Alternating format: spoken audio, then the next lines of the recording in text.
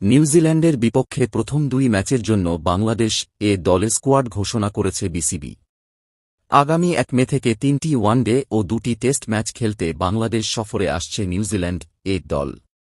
এর আগে আজ ২৬ এপ্রিল শনিবার বিসিবি প্রথম 2 ওয়ানডের জন্য স্কোয়াড ঘোষণা করেছে। এর আগে গত বছরের সেপ্টেম্বরে নিউজিল্যান্ড এ দলের বাংলাদেশে আসার কথা ছিল, কিন্তু রাজনৈতিক অস্থিরতার কারণে সেই সফর স্থগিত হয়ে যায়। অবশেষে এবার সিরিজটি অনুষ্ঠিত হচ্ছে। ঘোষিত দলে জায়গা পাননি সৌম্য সরকার, তবে রয়েছেন মোসাদ্দেক হোসেন সৈকত, নুরুল হাসান সোহান, নাইম শেখ ও পারভেজ হোসেন ইমন। মুস্তাফিজুর রহমান, শরীফুল ইসলাম ও এবাদত হোসেনের মতো পেসাররাও দলে আছেন। ওয়ানডে সিরিজের সূচি: 5 মে প্রথম ওয়ানডে সিলেট, 7 মে দ্বিতীয় ওয়ানডে সিলেট, 10 মে তৃতীয় one day Sylhet outer stadium.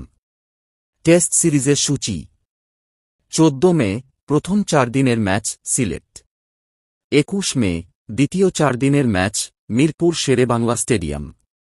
Bangladesh এ দলের স্কোয়াড: পারভেজ হোসেন ইমন, নাইম শেখ, এনামুল হক বিজয়, সাইফ হাসান, মাহিদুল ইসলাম, ইয়াসির আলী, মোসাদ্দেক হোসেন, নুরুল হাসান সোহান, নাইম হাসান, নাসুম আহমেদ, তানভীর ইসলাম, রেজাউর রহমান রাজা, শরীফুল ইসলাম, এবাদত হোসেন, মুস্তাফিজুর রহমান।